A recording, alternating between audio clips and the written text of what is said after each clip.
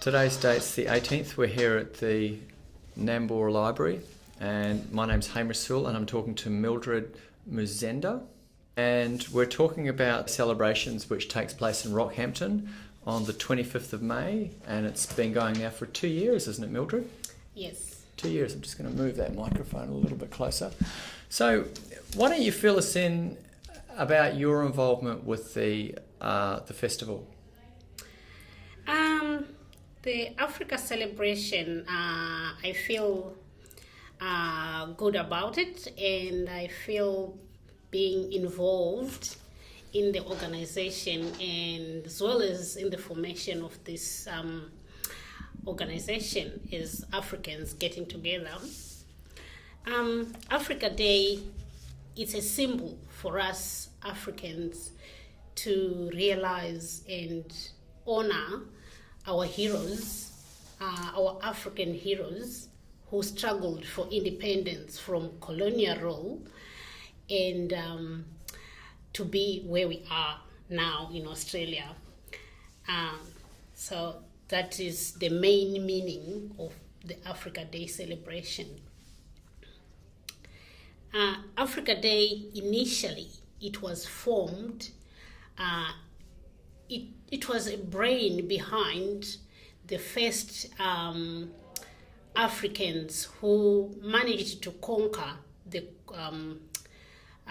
colonial rule and got independence. And the first one was Kwame Nkrumah of Ghana, which was called the Gold Coast then, and a few others back that in late 50s, and they decided to come together to work together and share their struggles for independence for the whole of Africa, because 3/4 of Africa then was still under colonial rule.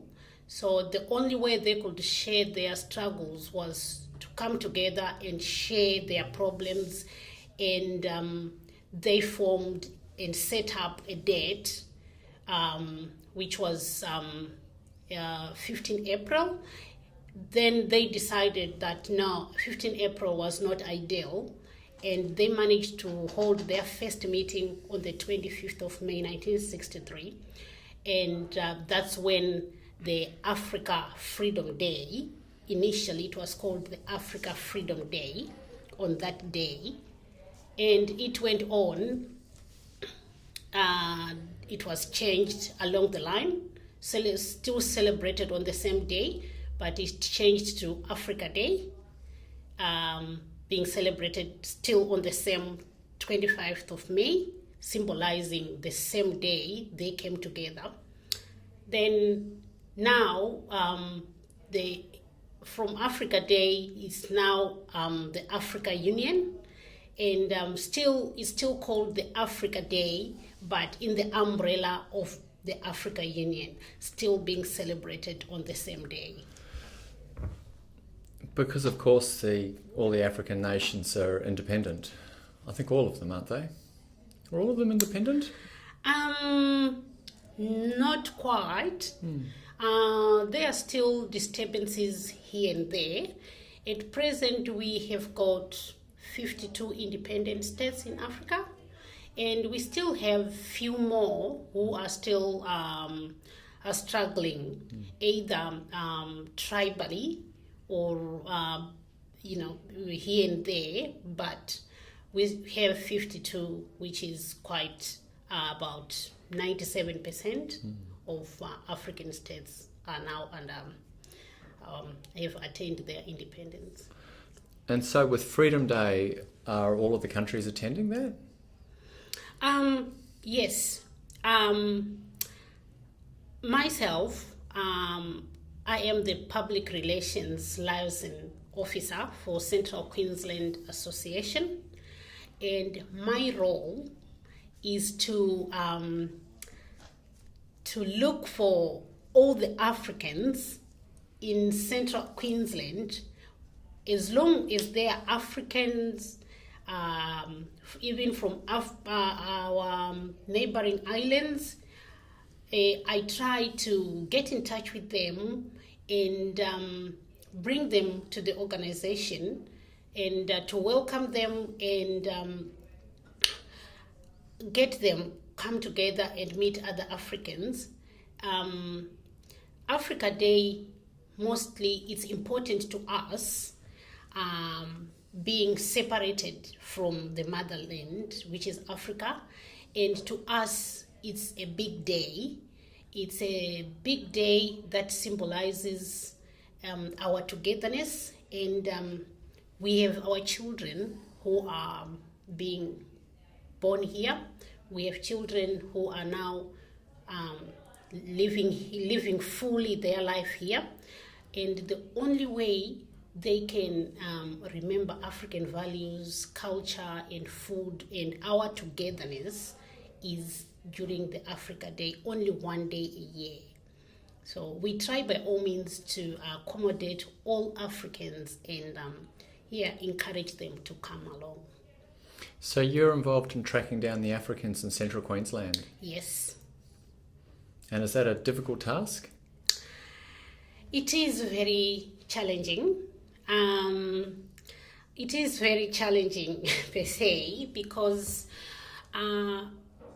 in our organization is Africa, we have quite a number of people who have been rescued from Africa by the Australian government, who are coming here as refugees.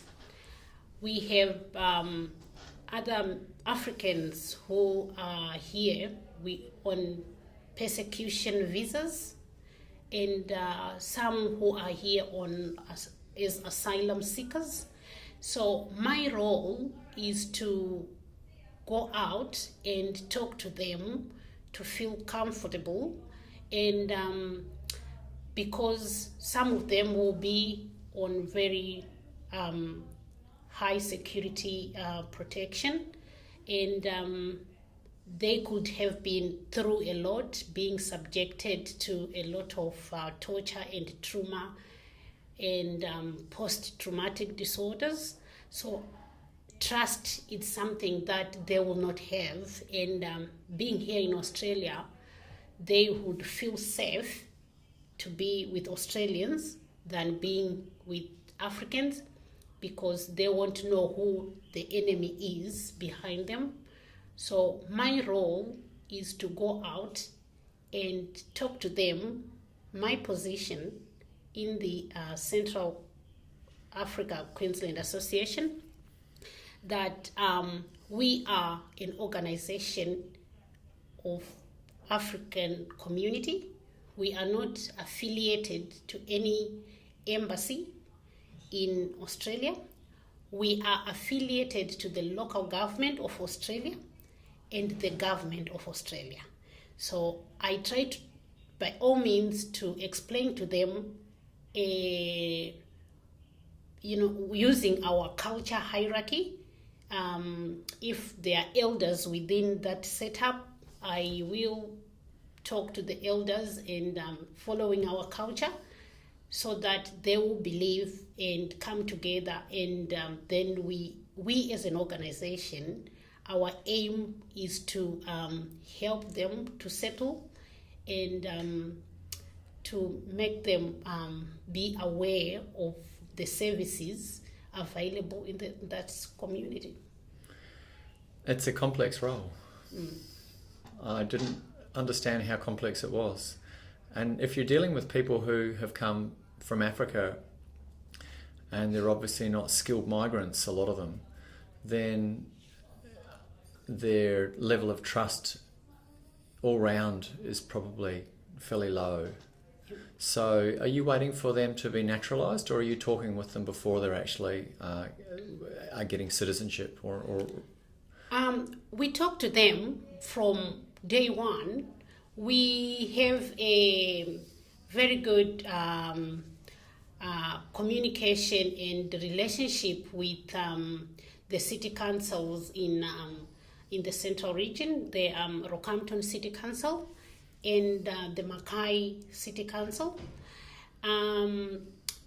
when all new immigrants arrive, they will know them and they will contact me and let me know that they are new arrivals.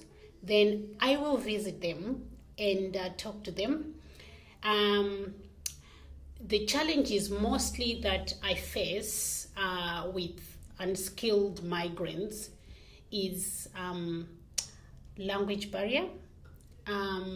Most of them, they come from non-English speaking countries. And I think the African committee who elected me into this position, it was because of my background back in Africa. I used to work for United Nations, and my role was a human rights activist. And by so doing, I learned a lot of languages, and I can speak fluent French, I can speak fluent Portuguese, I can speak my mother's language. My mother can't speak that language, but I can speak it fluently, which is another language spoken in Zambia, Malawi, and a few countries. I can speak a number of languages in Swahili, that East Africa, they speak Swahili. So I can communicate with the Sudanese, with the Ethiopians, with the Congolese, and that community contributes to a lot who are coming through refugee initiatives. So because I speak their language, they feel comfortable, and at the same time, when I start greeting them in their language, automatically they trust me that, this is, they feel comfortable because there is no language barrier. And I congratulate the initiatives from the council and the government about the English language classes, which are being offered to the new immigrants, which is a free initiative, and it has helped about half of our members in the community. And a lot of people have actually gained access into the workplace because of through TEF or through the aged care industry. So it is helping a lot. So what organisation are we talking about here, Mildred, that you represent? I represent the CQAA, which is the Central Queensland African Association. And every time you hear that someone's in Mackay or Rockhampton, you go out to see them? Yes. So that's a lot of time, isn't it? Yes. And you've got a family? Yes. So how are you managing to fit this all in? I've got a helping hand, and I've been volunteering since I was maybe 15 years old, and even when I was back home, I was a professional. I was an engineer by profession, but because of volunteering in the community, I was elected to be a member of the United Nations in human rights activist, and I started volunteering, advocating for refugees in Zimbabwe during the land invasions. I was advocating for commercial farmers, of which some of them are Australians, and a lot of them are still here in Australia. We helped them to migrate to Australia, and they are even members of our organization. And so it's something that I have done for the last 10 or 12 years in resettling and welcoming immigrants and advocating for their rights, of which what I'm doing here is a bit opposite with what I was doing back home, because there it was a war I was an advocate between the government and the commercial farmers, and the commercial farmers, the workers. And now here I'm advocating between the newly arrived Africans and the government, of which the government is it has got the willing hand, it has got the initiatives, where it's vice versa from where I come from. So I feel very confident in helping Africans to feel at home in Australia. Oh, that's an interesting background. And you were working as a volunteer with the UN back in Zimbabwe? Yes. Yeah. And when did you come to Australia? I came to Australia in 2008. And did you come out with a partner? Yes, I came with my family. Yeah, and I've got two children, aged 19 and 20, and they are all at university. Yeah. Right. So you've worked in the mines around Mackay, and you worked as an engineer. Yes.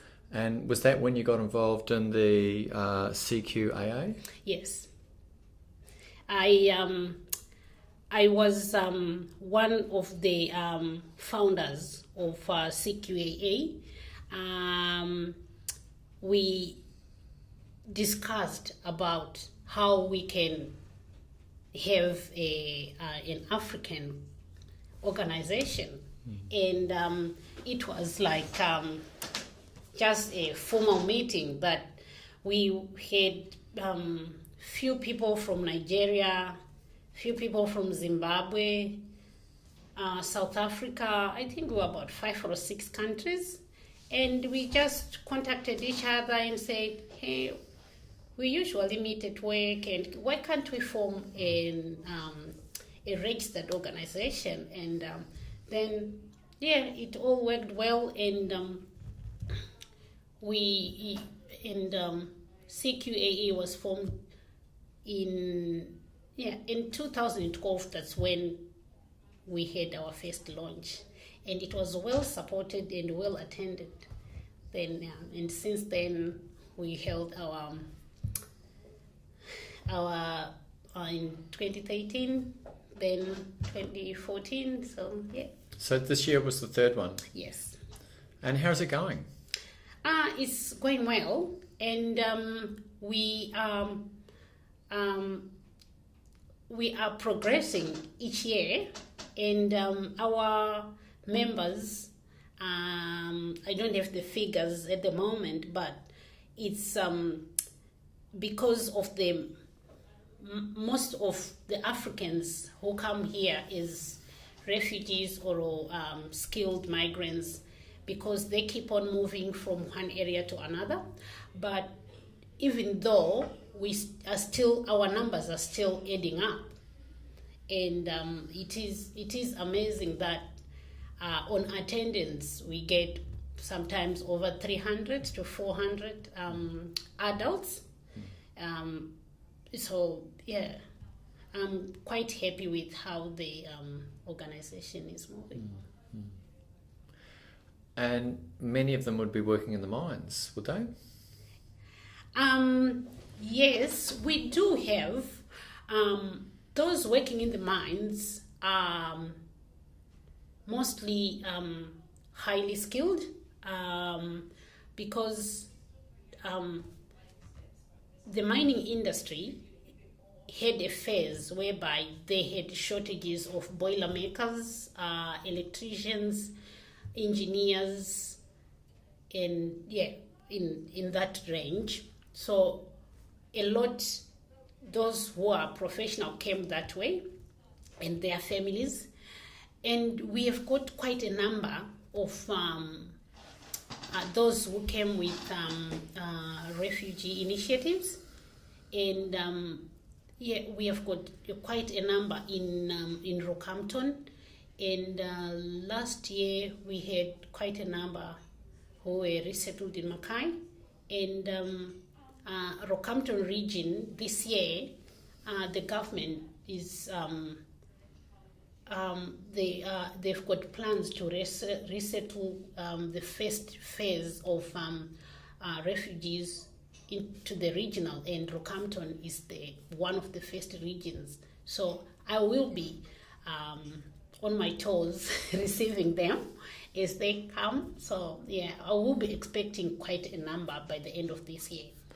When I was talking to Lawrence the other day, and he started unpacking what's involved in this festival, I realised what a complex role he's in, really, because he's and yourself are the figureheads of a new community, effectively, within the Central Queensland area. It's not big like it is in Sydney and Melbourne, but it's establishing.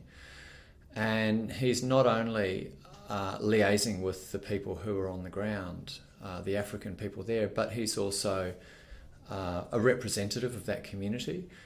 If there's trouble goes down, he's an elder within that community, and he'll be answerable to that. And there's a lot of complex lives and histories that are tied up with people's stories too. It's a small organisation with a very big future role, isn't it? Yes. Africans, we are proud of our culture. We have got a culture that is very rich in itself. And from Cape to Cairo, that is the whole of Africa, we share almost the same culture. We can differ in religions, we can differ in languages, but our culture is the same. And Lawrence, being the president of this association, he does have the powers of being an elder, which is recognized even back home. He's recognized back home as the elder in Australia.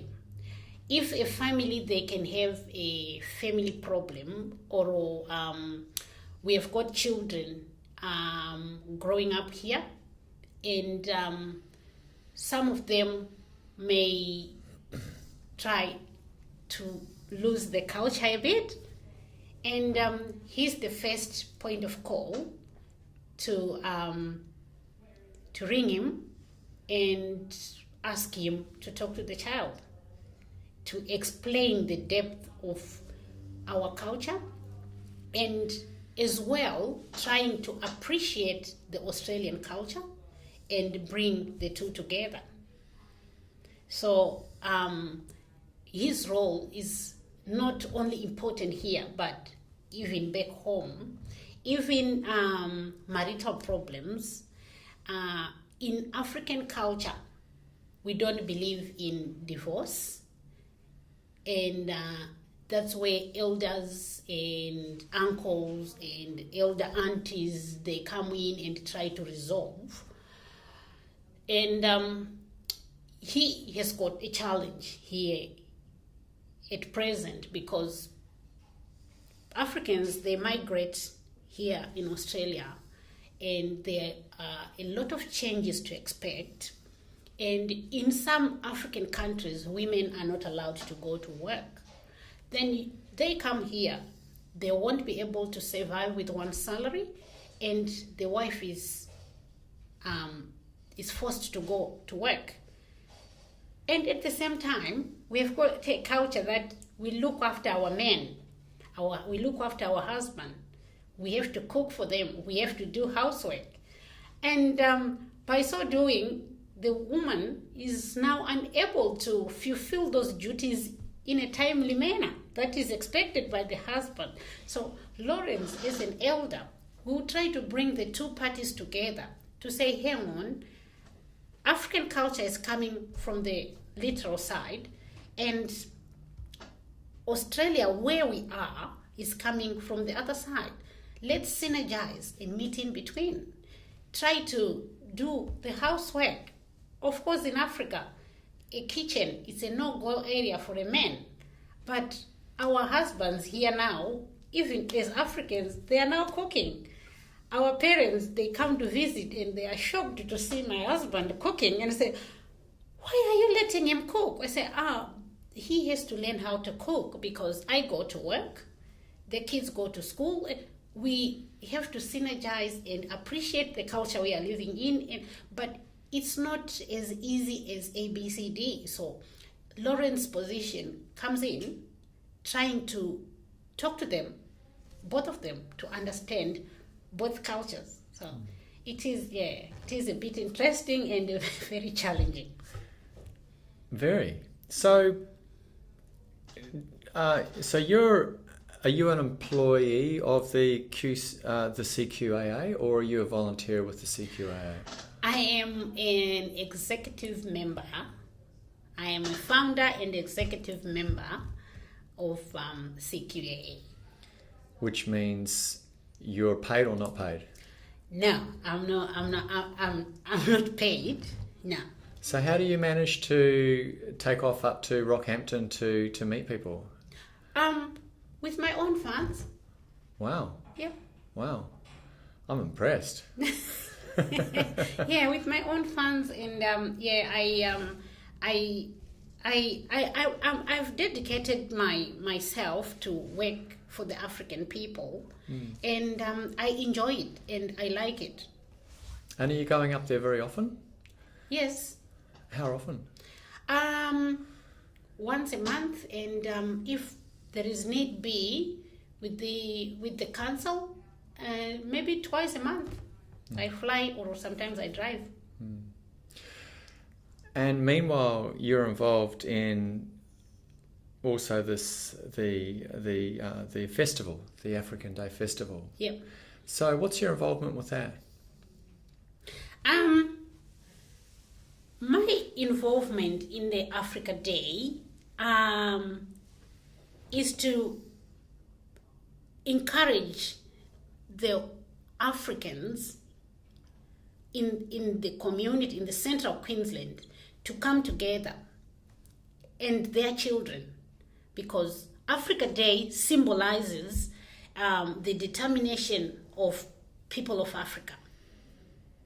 And our children have to learn how the people of Africa freed themselves from the colonial rule.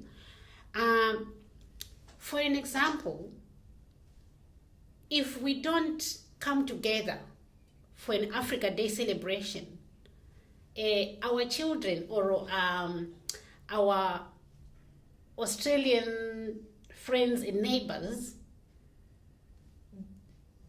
what they know about Africa is when Mandela's name is being mentioned. That's when they say, oh, okay, I think they're talking about Africa. But when we celebrate Africa Day, we try by all means to talk about the heroes of Africa. We have the first 3 heroes of Africa, and the first one is Kwame Nkrumah. That was Ghana. from Ghana, yeah. And the other one was from... Jomo Kenyatta from Kenya, and Nelson Mandela. Those are the 3 key pivotal people in the African struggle for independence. So if we don't come together, and our children being there, and our friends and neighbors to listen about Jomo Kenyatta's role, about Kwame Nkrumah, what they will know is Mandela. That's all. So, yeah. And that knowledge about their African past is important for them, isn't it? Yes. And that it helps them maintain a sense of their own identity?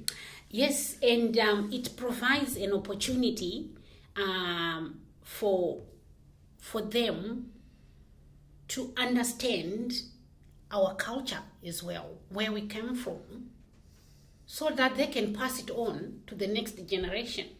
But if we don't tell them, we can lose it. And if it's not said, it's gone.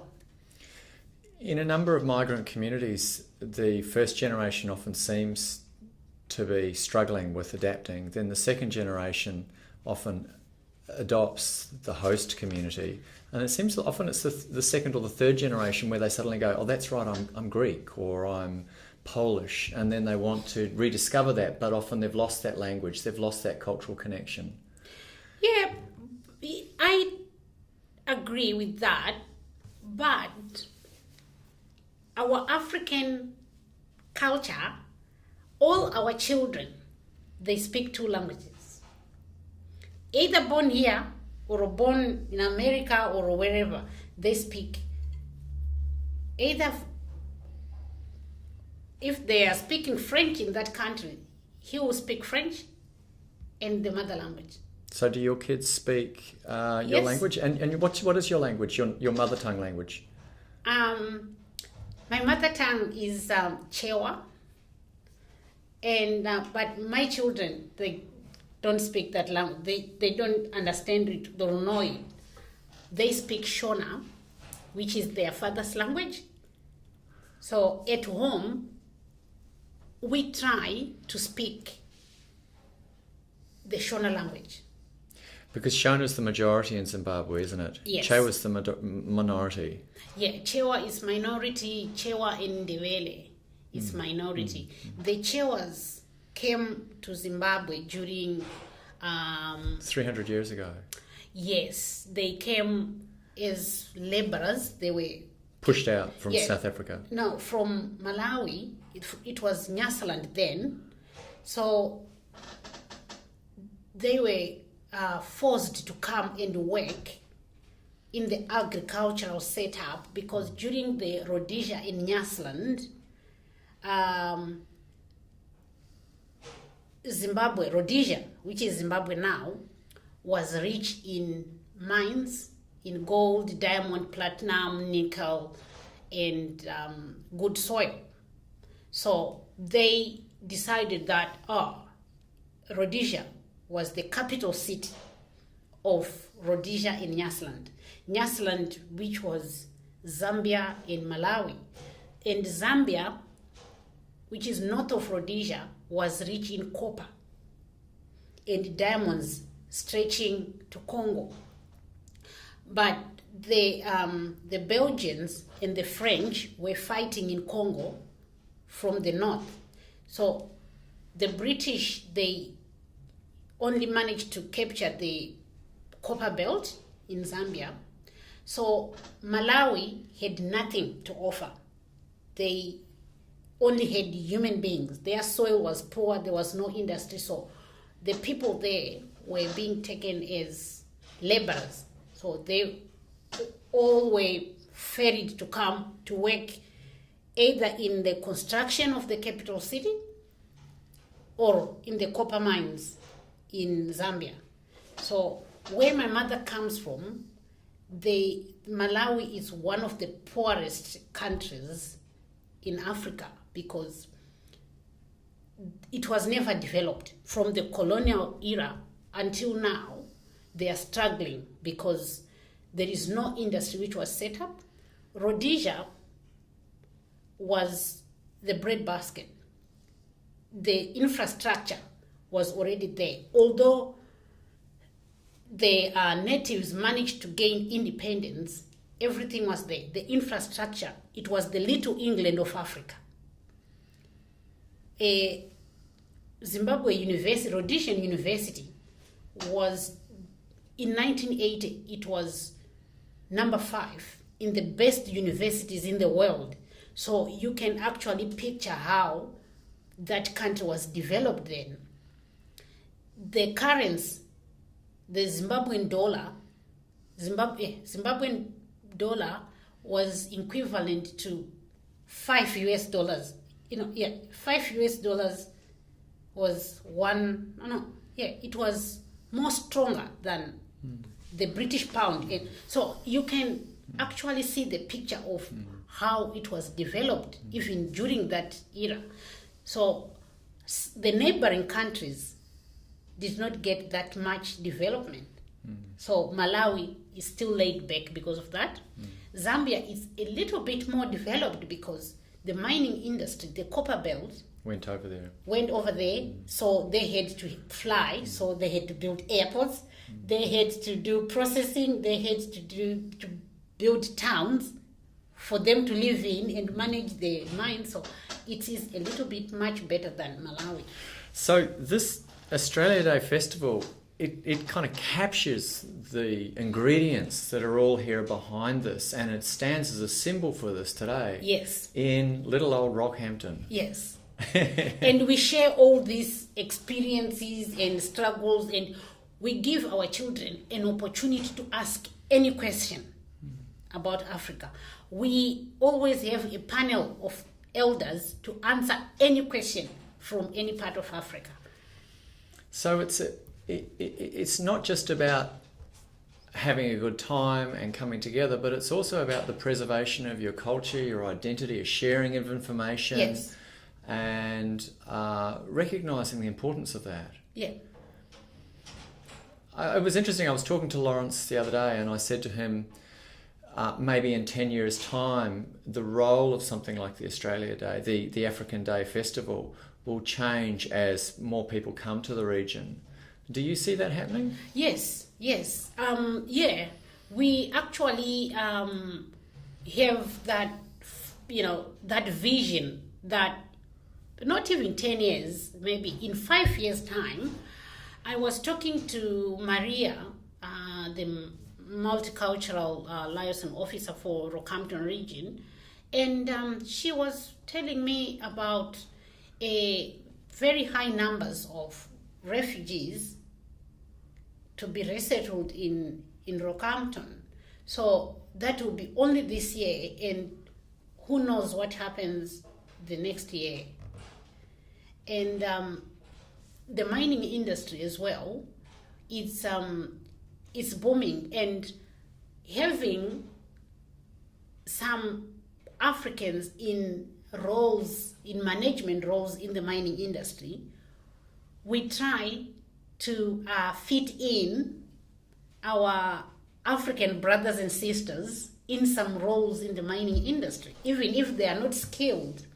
There are some companies who advertise for unskilled people. We encourage them, we put down their names, we give them referee, and that, they can speak very good English, but they can do the work, because my company will have faith in me. I've been there for years. They take them on board. So Africa Day gives each African an opportunity to know each other and know the problems some people are facing and how best we can help, so that they feel being welcomed in Australia. As long as you've got a good job and you can feed yourself, I think you will be happy to be in Australia. But if you start struggling, you feel like, you haven't reached a place to be. And we try to make them feel comfortable and enjoy Australia.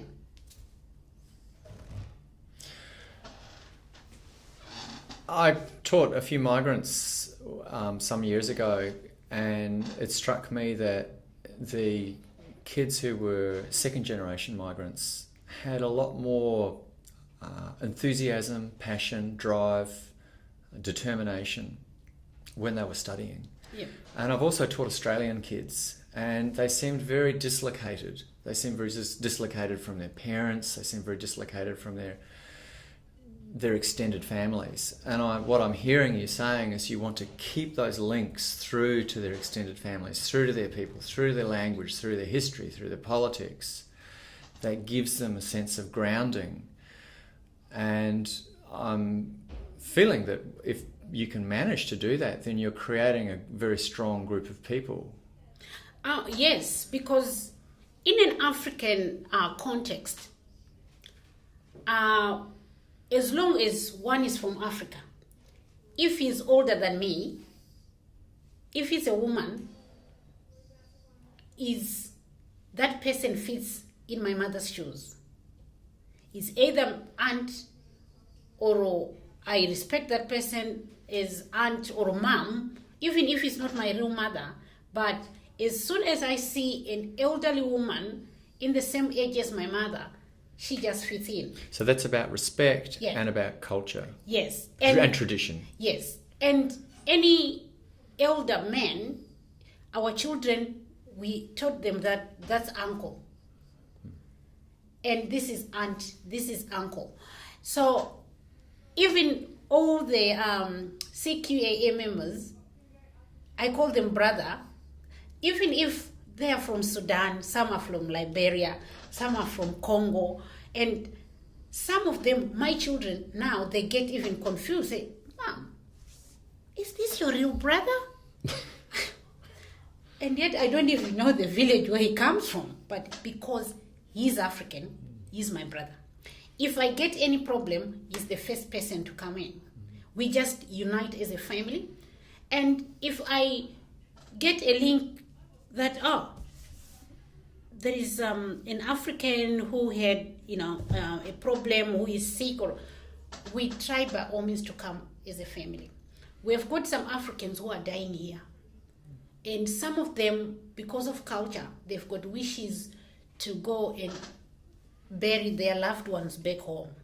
Within two days, we raise money, 30,000 Australian dollars, take the body home. If someone has a problem, they come to me, I talk to Lawrence, I've received this, someone is in hospital, they are in deep financial problems. Lawrence will just send emails. Within a day or so, you'll be shocked with the amount of money being raised from the community. We just come together as a family, and regardless of where you come from. And does it concern you that your children or the new arrivals here in Australia are coming into a culture that if you didn't look deeply and you just judged it on money, competition, the market, no extended families, individuals for themselves, not a deep tradition like Africa. Does it frustrate you, or is it difficult when you see other people becoming attracted to that side of Australia that pulls them away from their tradition and their culture? Yeah, it is. Yeah, it's sort of a bit disappointing. Some, they tried that, but along the lines, like when we started CQAA in 2012, some people were like, no, we are in Australia and we've got nothing to do with Africa. No rules. Yes. 2013, the same people were there participating, asking, what can we do? Do you want anything? I said, hey, Mon, this is the same person who said no. Because, like Rockhampton, Mackay, it's a community, closed-in community. And children, they talk at school. We have been to the Africa Day. We have seen these dances. We have seen these dressings.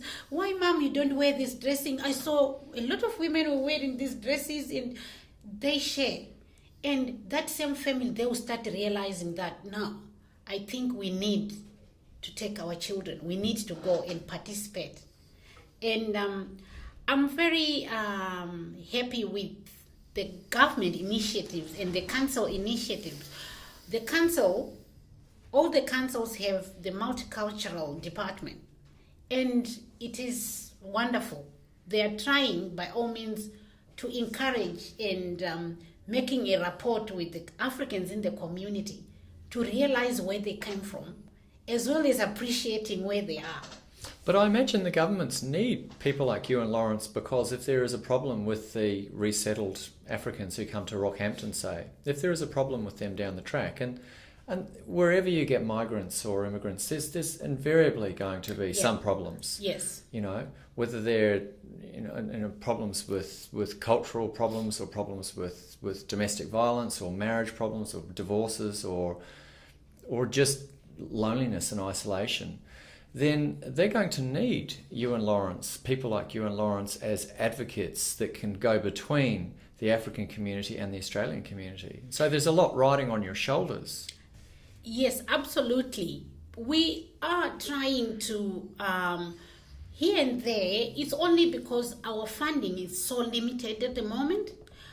If there was available funds, we would have workshops. We have tried the relationship seminar. We have tried the relationship seminar and the business seminar, the insurance seminar. We try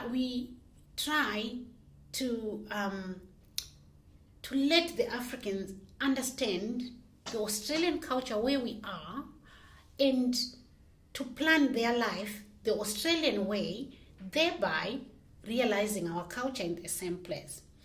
When we launched when we held the relationship seminar, we were tackling a number of things like, in Africa, we discipline our children the way we like. Our children belongs to us. If they go their way, we build them. There is no doubt about it. But the newly arrivals had to be taught that, hang on, we are in Australia, our culture is ABCD, and Australian law is set up to be known and to be followed by you and me. It's ABCD. If you've got a problem with your child, there are services like ABCD you can talk to. You don't deal with your child like what we're doing yesterday back home. It's different. So there is a lot that Africans needs to learn if funds be, but only that our funding as of now is still very limited. We get funding here and there from multicultural, but it's not enough to educate the African people about the daily challenges they are facing, and to disseminate information and for them to adapt the new system. A lot of Africans, they come from very poor war-torn countries, not being poor as financially, but these countries have been at war for a long time. And those people were displaced from their homes for years, living in refugee camps before they come to Australia. It's not a situation whereby these people, they come from their village straight to Australia. They will be living in some neighboring countries maybe for 10 years without going to school. So they have no access. Some of them don't even know what a computer is. They don't even know how to use a FPOS machine. So there is a lot that if there was funding, I will be able to have workshops and try to teach them all about all these services, and to see if we can get when is the library courses, computer courses, and some of them are elderly. They feel shy to go and learn computers. So, but if we can hold a workshop, they will feel comfortable. Like in 2012, there has been an initiative from the council for swimming for migrants. We had migrants with 70 years, 75, who were learning how to swim. In case something happened, flooding, people have to be able to save themselves. Initiatives like that, we need them a lot in the African setup. There is a lot that Africans need to be aware of. All these laws, all this information, all these services, because our culture, we've got a closed-in culture that only the elder knows most of the information. The rest of the people are not allowed to know a lot. What they know is the bottleneck of the information. But here we are in Australia. Everyone has the right to know the information, to know the right information, the right services. But for me to get them together, even to have a workshop of 3 to 4 hour workshop, I don't have the funds to feed them, to hire a room. So it is a bit of a challenge.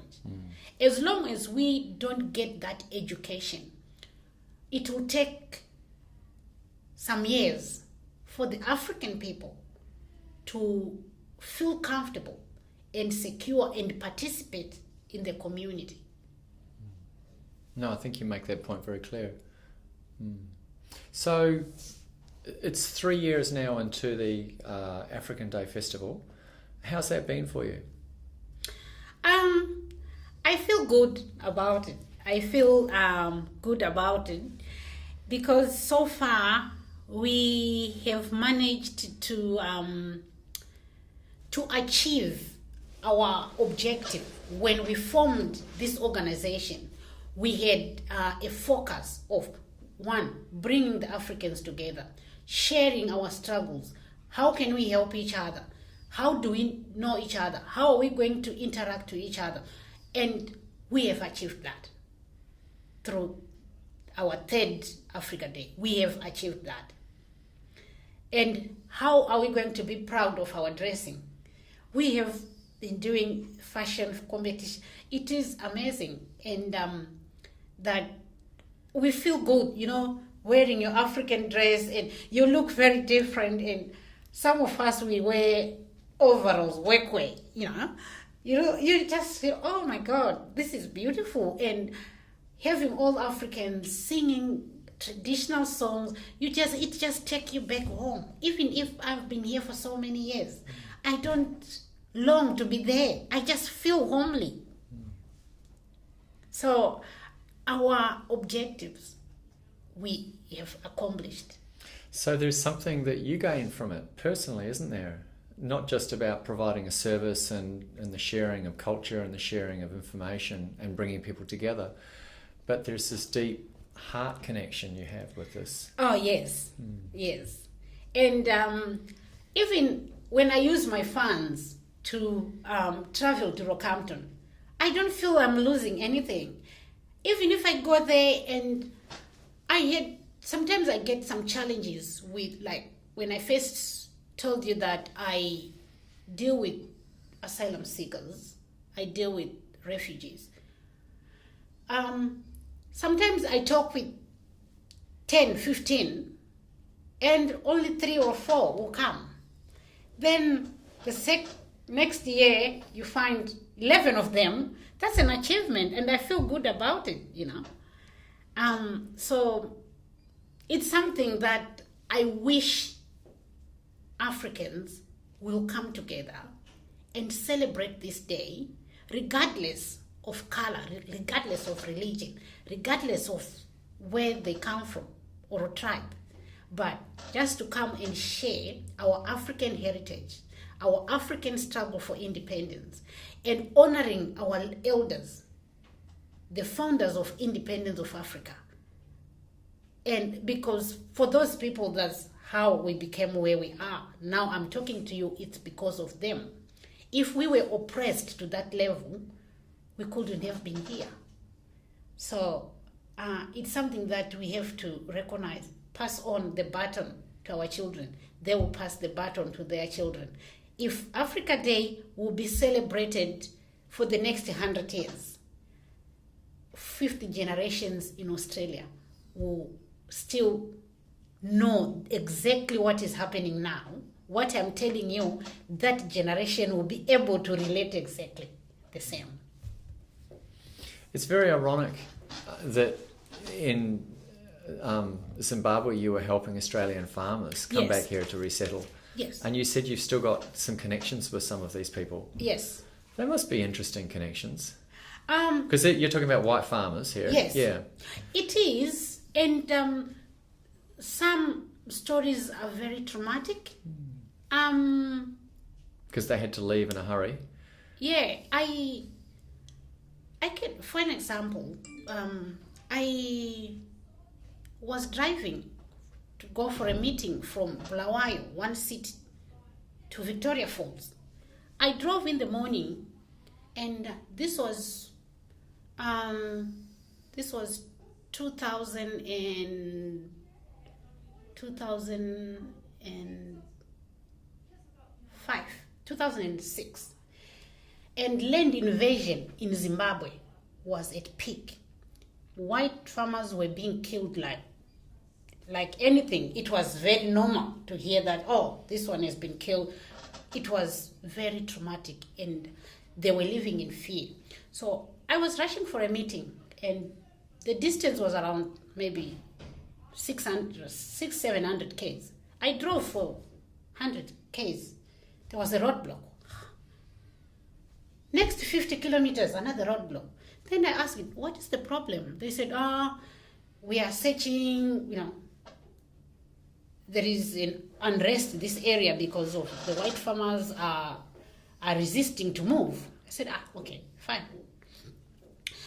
And because I was going for this United Nations meeting, it was an emergency meeting because a number of farmers were killed in that area. So I thought, if I tell them that I was one of them, I was going to be arrested before even getting to the meeting. So I said, okay, I'm going for work. I just lied for any company. Then after 300 Ks, I thought, these roadblocks, they are so much. Let me take a bypass, a gravel road to get to it. It's longer, but I'll get there. I'll leave the main road. As I drove a few meters from there, I saw this white lady. She was in her late 70s. She tried to stop me. I said, you are driving. What's wrong? I stopped. And she came to my car. She was crying. I said, what's wrong? She said, my husband has been killed. Can you please take me to Bulawayo? I said, I'm not going to Bulawayo. I'm going opposite direction. She wanted to go where I was coming from. And she said, please, I really want to go. Where is your husband? They killed the husband, put the husband in the boot of the car. She said, I'm carrying my husband. He's in the boot. I said, no, I'm not going to look at that. I was so scared. An old lady, after killing the husband, they put him in the boot and said, drive off with a dead person. I said, okay. I said to myself, I have to help this woman. I took that lady. I said, there are a lot of roadblocks. I will take you to Bulawayo. I will have to go back. I'm not going to attend that meeting. I think this is important. I can't leave her here. The natives will come. And if the police found her with a dead person, it's another case again for her. She is already traumatized. I asked her to lie down. I had to put my suits for the meeting on top of her. Lucky enough, she was a bit slim. So I had to lay my clothes on top, but they were searching the cars. They were going to find her anyway, but I said, I will try. I drove back through the same roadblocks. The first one, they said, you just passed through. I said, yeah, I forgot something in Bulawayo. Fine. The second one, they recognized my car because there were not many cars. The third one, they had changed the shift.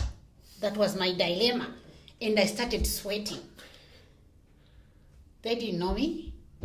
And they just came with their guns, and I was carrying a white lady in the car. And automatically, they were going to search my bag and know that I was from UN. Again, I was arrested several times. I was tortured. I was imprisoned several times. And this was going to be again. So he came and opened my door and said, can we search the car? Lucky enough, I had my small cooler box on the passenger seat with some drinks. And I said, I just came here. I was going to Vic Falls, but I just made a U-turn because I forgot something in Bulawayo. Then, for some reason, he looked at me, this officer, and said, can you give me one of the cane cokes? I said, absolutely. I just took the whole cooler box. And I said, you can share my brother. That's fine. I'll be coming back in no time. He took the cooler box and said, go, because he didn't want other officers to see he had received a bribe of 6 cans of Coca-Cola. That's what saved that lady. I drove to Blawayo and I managed to ring some of his relatives, and she managed to go to Ireland, and I think she died in 2011 when I was here. Because of stress and trauma, she eventually died. But it's one of those horror stories that the farmers went through in Zimbabwe. And it's interesting that you come with both those experiences, the experience of your country freeing itself from colonialisation, and then also the experience of the white people having to run for their lives because there was brutality inflicted on them as well. And so you're a very important broker here now in Australia between your community and the Australian community. So even those who are here in Australia, even at Africa Day, our experiences back home, it's not a very nice piece of story to bring up, because a lot of them lost a lot of things, lost loved ones, lost their children. And and they feel sorry for me because I was arrested so many times, and they would read in the newspaper that, oh, she's arrested again. She wants to be an activist of white people. She wants to eat with the enemy. Zimbabwe will never be a colony again. I said, hang on, regardless of color, human rights is human rights. If something is wrong, it's wrong. And I had to stand on I was so young, but I had to stand with the farmers, because the organization, the United Nations organization I was representing initially it was the farm workers and the farmers, the commercial farmers. But the farm workers were black and the farm managers were generally white.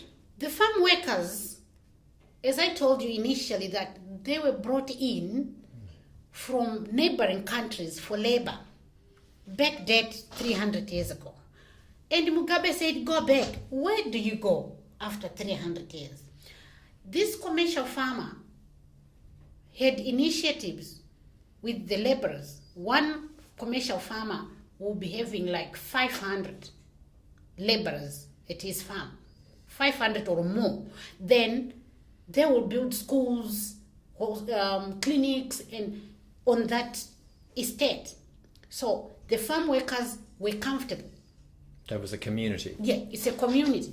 Then one Mugabe's people who come and took over the farm, kill the owner, take over the farm, and says to the workers, go back to Malawi, go back to Zambia. Where do you go? So it was a huge transferal of power, wasn't it? Yeah. Where do they go? Because these people were just grabbing the land with everything.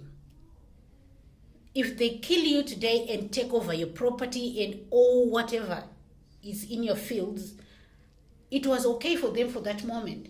But now, Zimbabwe has gone down because they can't follow the season. They don't have the money to do the farming. And the machine's broken. The machine is broken. And those displaced farmers suffered big time. They were blacks, but they did suffer.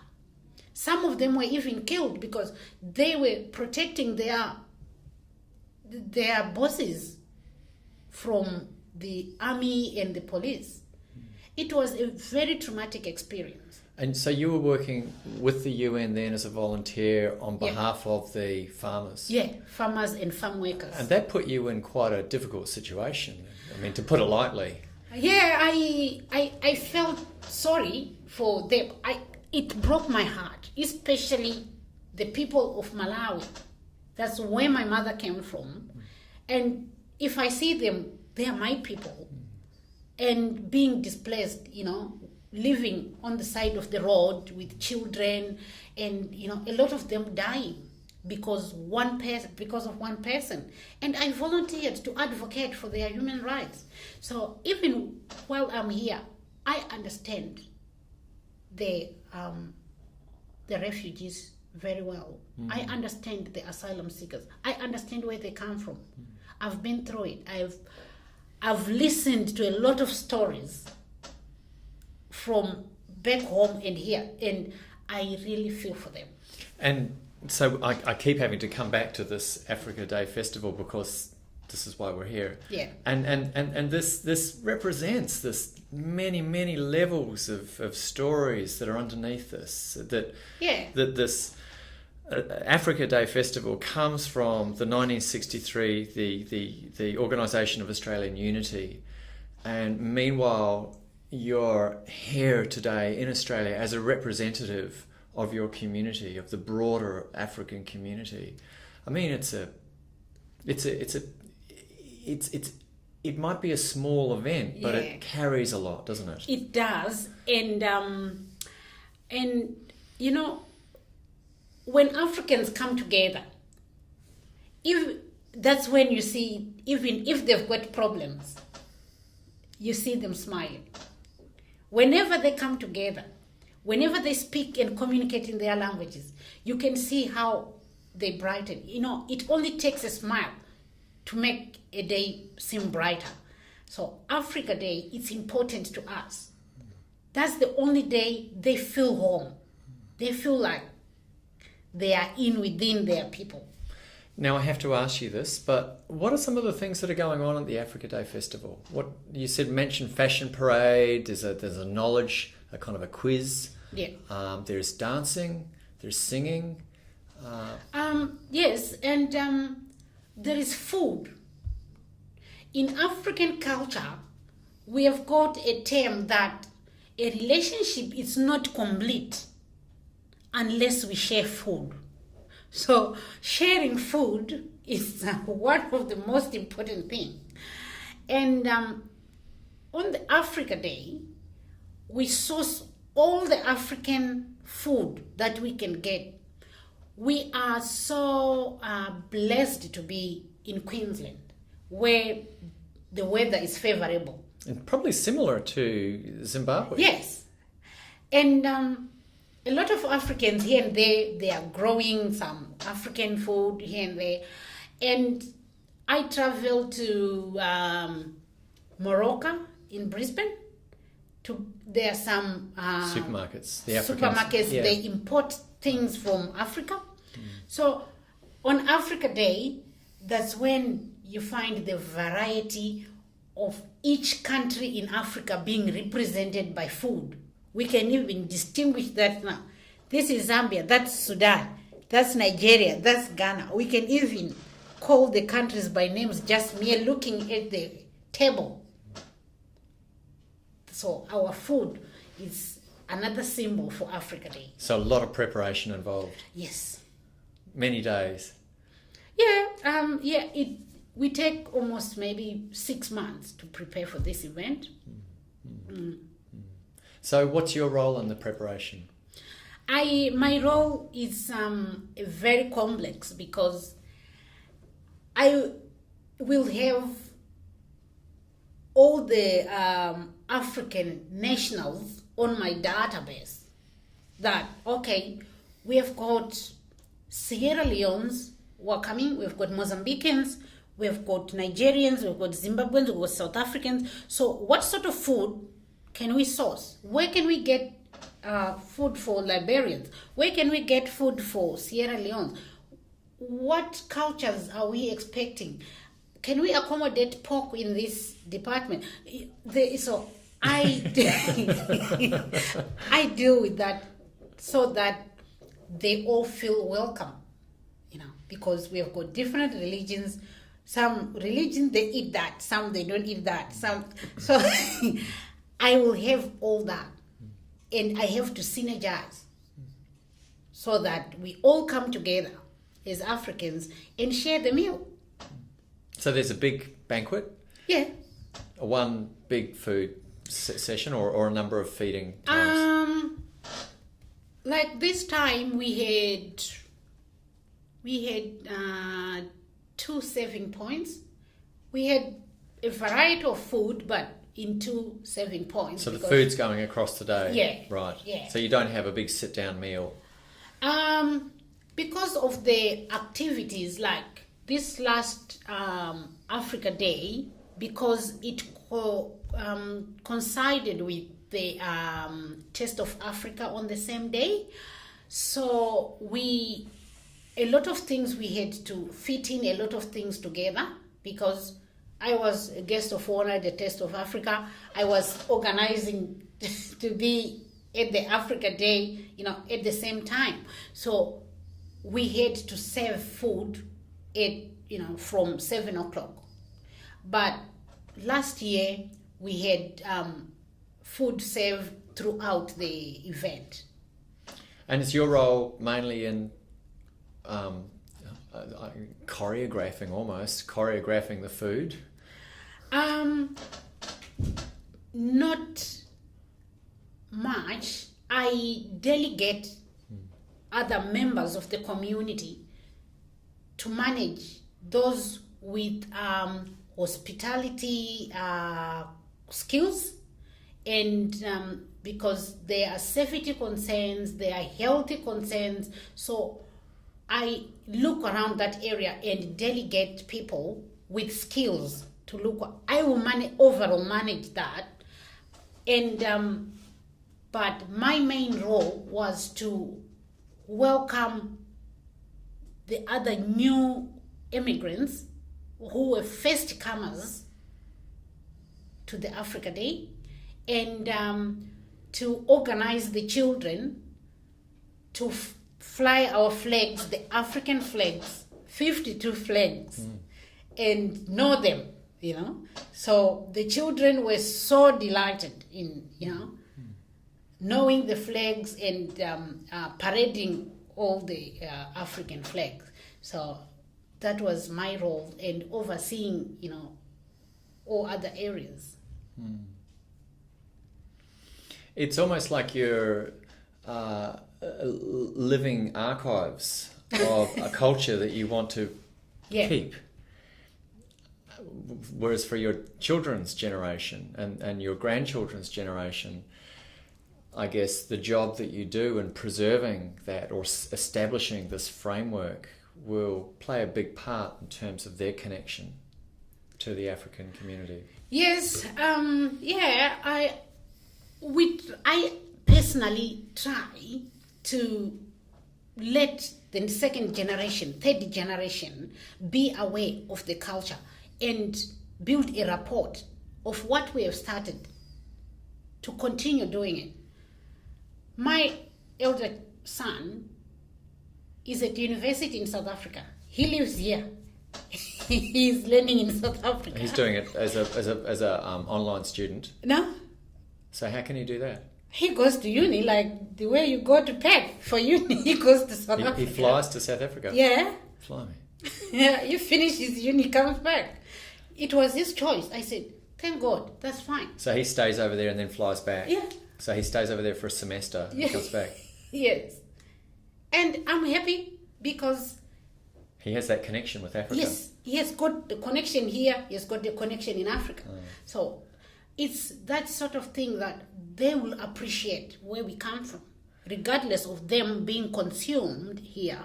And the good thing is, in my neighborhood, I introduced street parties, like once in a year. We apply to the city council, we close the street. Then we come together with tables, lay tables, food from each of the household. We start, it's a culture that we do in Africa. We have to know each other. Oh, I'm a plumber, I'm a nurse. We are doing it here in Australia, that you may go to look for a plumber online and your neighbor is a plumber. Let's know each other in the street. Know who you are, taste their food, know my culture. And by so doing, my neighbors, and some of them are even taking our African culture, and celebrating with it. Yes. Because they're enjoying it. Yes. And I've got some neighbors in Mackay. They've been coming to the Africa Day for the last two events. And I'm pretty sure in 5 years' time, last year we had more than 100 Australians who attended. Even this year, we had quite a number of Australians who attended. So it's something that some are learning even our culture, taking up with them.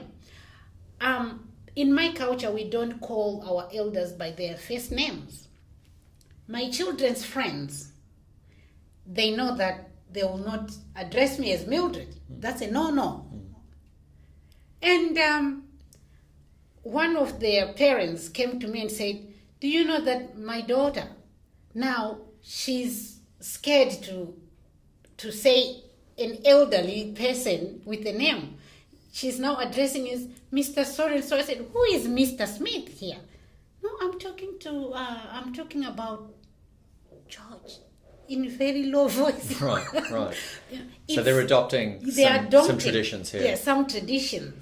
You know. But also too, Mildred, you're out of the box in terms of where I think many people would see it. Africans, you obviously have you're financially obviously fairly well off, I would say, just at guessing. You are able to send your son to university in South Africa. You're able to fly to Rockhampton. You're highly qualified. You've worked in the mines. You're looking at buying another property. So you're quite different than I think a lot of the Australians would have assumed. And so you're a role model in that respect, because you're sort of saying that within the African community, you can be what you want. You can be what you want here. And that's a very powerful place to be. Yes. And it's a new place, I think. Yeah, that's why I was saying that it's only the funding that we are lacking. That if we can get funding, we can have workshops. African people are very industrious, very hardworking. We came from a background whereby we had no credit lines. Whatever car you see on the road in Africa is cash. Whatever property, any house you see, it's bought by cash. We don't have any credit card. We don't have any mortgage. There are no credit lines in Africa. So we came a very long way. Here we are in Australia. We are very blessed. So what can we do? Let's work hard. Let's work hard. This is already an advantage. 10 steps up the ladder from where we were in Africa. But the rules are a bit different. Yes, the rules are a bit different, but the advantages outweigh the disadvantages. Yes, the advantages are much more than where we come from. So it's only the information that they need. They are very hardworking people, and being here, there are opportunities to further your education. You learn now and pay later. There are opportunities to start your own business. The way you were starting enough, but the initiatives here are more advantage than back in Africa. So we have got skills. We have got the energy. We are at the right place. But most of my people have no information. And some of them, they've got a culture of being shy. They think you have to be someone to get something. Whereas in Australia, it's not like that. But how can I send that message to them? As example. Yeah. You are an example to them, just by being you. Yes, but I need So Africa Day is the only day that those who are around, we try to fit in, to talk to them about this sort of information. But that's not all. That's why it's the only day that they come in their numbers and we share. But there are a lot of things on that day that we can't go in depth of all the information and services available. So I really appreciate the Africa Day initiative, and the Department of Multicultural have been giving us a bit of funding. Most of the Africans are not skilled, and they don't have enough funds to so that we can have a self-funding organization. So we rely on what we get from the council, what we get from multicultural. So it's very limited. It is very limited. And that's why people like you are basically doing a lot of work volunteering, because no one else is going to do it at the moment. No. And does that put stress on you and your family? It's not really. My family is very supportive, and because this is something that I do it deep down from my heart, and it's an initiative that we discussed, we started, and I've already seen the fruits of it growing, coming up. So yeah, it does put pressure on my work sometimes. What is your work? Yeah. I work in the mining industry, and I'm a core quality superintendent, and sometimes I will go overseas for some projects, and I will receive 10-15 emails from the council, and they all need actioning, and so all that, because I have to focus on my family, I have to focus on the CQA. Sometimes it does put pressure, but if I come back, the first thing I do is, if there is a CQAA initiative, I'll try to talk to Lawrence, and if need that it's me who is needed there, I will do it. And like now, we are trying to widen our funding by asking for donations from some companies, and we are hoping that some companies will understand where we're coming from. I've had a meeting with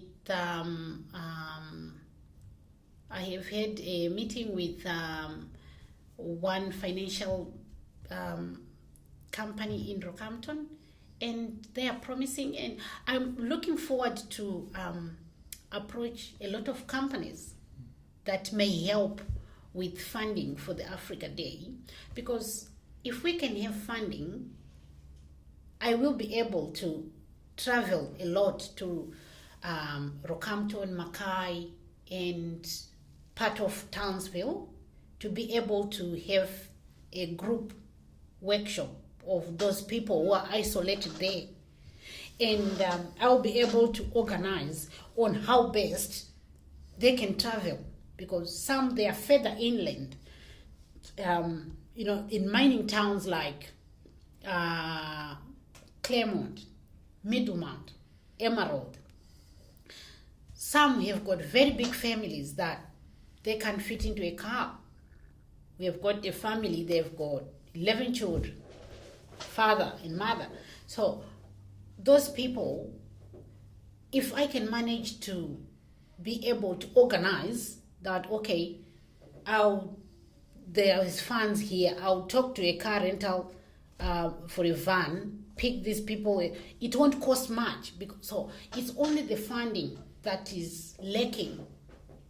But it's different here than other immigrant communities, isn't it? Because you've got the Yugoslav community, or the former Yugoslavia, Croatian community. You've got the Bosnian community. You've got the Hazara community, the Afghan Hazara community, and they're a group of people that come from one particular kind of country generally, that's within sort of a border. But here you've got, this huge continent, yes, with all these different people, yes, that are kind of coming together. And I guess because Central Queensland is so white, there's this sort of sense of commonality there, that you've got a common interest, and that your survival kind of rests with the support that you can bring to each other. Yes. And so you can go across that difference a lot more. Yes. This was our initiative for starting this organization, It was because of that. It was because of we had a situation that happened in 2008. 2008. One African got sick with cancer. The family, this woman, she came as a nurse, and she later succumbed to cancer. And this family was so devastated, and she was the breadwinner. And, then that's when Africans started, by word of mouth, talking to each other. Let's go to the hospital, And after the funeral, that's when we sat down and discussed to form this African, because we learned a big lesson from there, that if we had an organization that can come together, situations like this could have been avoidable, because that organization will be known to those who are in Melbourne, to those who are in Sydney, in Perth, and they would understand what is happening right now here. But we are only a few here taking this problem on our shoulders. But how many Africans are here in Australia? They don't know what is happening. So all that's how we came together and said, hi guys, we have learned a lesson. Let's form an organization that is known to the government, that symbolizes our presence here. No one knows we are here. Let's talk to them and know us. Then, as they all came in from all corners of Australia, then they all knew about us. And we are still, disseminating information through Centrelink, and I'm working with the pamphlets to be distributed to the Centrelink, so that when all Africans come, they will be able to get information about CQAA and where to find us. And And how many Africans are planned to be settling in Rockhampton?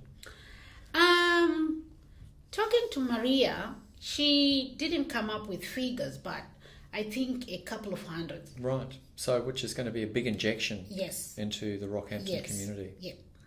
And that's quite a task in itself, isn't it? It is a task. In terms of the settlement and... Yeah, also because the background of these people. Exactly. Some of them will have health issues because of post-traumatic stress disorder. They have lived in camps where their culture was compromised, and they have been under stress conditions. So we're talking refugees or asylum seekers. Yes. And those people, I will have a bit of a challenge, like I told you before, that they need to trust this organization. They need to know where we came from and what's our goal, what will they achieve, what is the benefit. So all that. And it will come back again to funding. When they get resettled, I need to bring them together. And it needs a bit of funding to bring them together. If they resettle 200, how am I going to feed them? Just to talk to them for an hour. It's a big task. Now, I'm aware the State Library doesn't want me to go over an hour and a half, so we're at 1 hour 29. Is there anything you'd like to say before we finish now? I'm sure we can go over a little bit. Okay. Because you brought some notes here. There's some things that you'd like to say. Why don't you sort of give me the most important part of that? The most important part of Africa Day is mainly for the African people and our children. to recognize the founding members of Africa and the struggle for independence and the rich culture of Africa, the food we share, the language we share, and it has to be passed on to generations here in Australia. And our African heritage, our African ethics, it's something that even if I die tomorrow, I think I will turn in my grave if those things, those initiatives and objectives will not be passed on from one generation to the other. We are happy. We have established ourselves in Australia. I always tell people that I'm African, but I will not live double standards. I live here, I'm Australian. I'm not looking back, but I still have the African ethics in me. And I appreciate the African, the Australian culture. I attend the Anzac Day. It's one of the most important events in my calendar because it has got that rich history of the war veterans. You know, when they say, I was a war veteran, a lot of people, they don't understand what war veterans succumbed during their struggle for their country, fighting for their country, either fighting for the enemy or either helping other countries. And a lot of people lost loved ones. And that day, it's an important day to the Australians, as much as it is important to me, because I just have empathy. I just feel in their family's shoes to understand exactly what actually happened, because I'm in this situation at the moment. So Anzac Day and Africa Day, to me, it is the same. I respect those days because you will be commemorating the history, the richness, and all the circumstances, either traumatic or excitement, but you can only share them either on Anzac Day or Africa Day. Are you okay to finish there? Yeah. I know we could probably go for another couple of hours, couldn't we? Yeah. And I think you've made the point very clear about the need for funding. I think you've made the point very clear about a celebration of the heroes within the African culture, and the roles that you're playing. I think you've communicated that very clearly. So I'm sorry it can't be longer. If you have one more thing to say, I'm happy for you to say that.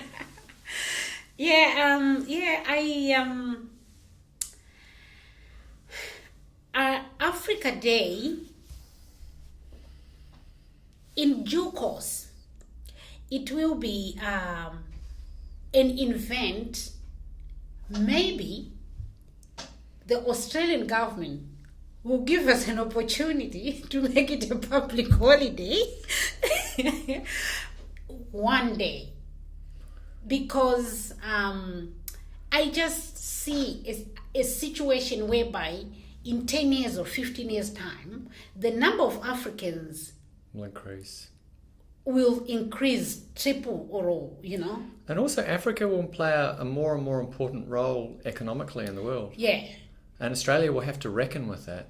Yeah, so it is my wish that one day the government will just recognize Africa Day being one of the largest continents in the world, and with the numbers, the population we'll be having here, to be recognized as a public holiday, the way we have got a Queen's birthday and Anzac Day, and one day it will happen. Do you think it's painful for Australians coming to terms with the fact that countries like China, India and Africa are now becoming very powerful economically. Do you think it's difficult for us to find in our hearts an appreciation and acceptance, the fact that you are highly qualified, you know, you're skilled, you're a new community, you're going to be a powerful community? Do you think that's difficult? No.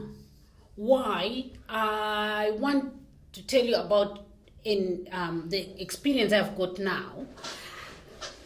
In the mining industry, we appreciate the Aboriginal owners of the land. I'm not an environmental advisor, but in my company, if there are issues concerning the artifacts, you know, if we find artifacts they send me to talk to, because the Aboriginal people understands me better. They respond. Yeah. They understand, just looking at me, to them they feel very comfortable. They feel like I represent them. So we Africans, we are so proud to be here because with the Aboriginal culture, we share the same culture, which is a great thing. We've got the same respect. We've got the same hierarchy. We've got the family uniqueness, that family interaction in the Aboriginal community. It's exactly the setup we've got in Africa. Extended families, aunties, respect for elders. If you're a breadwinner, you can look after even some people whom you don't know their names or where they come from. We don't mind. We have got that helping heart. So in Australia, we feel good. We feel welcome because there is part of Australia that share the same culture as Africans. Beautiful point. Yeah. I'm so sorry I have to finish there. Thank you. Thank you very much. Thank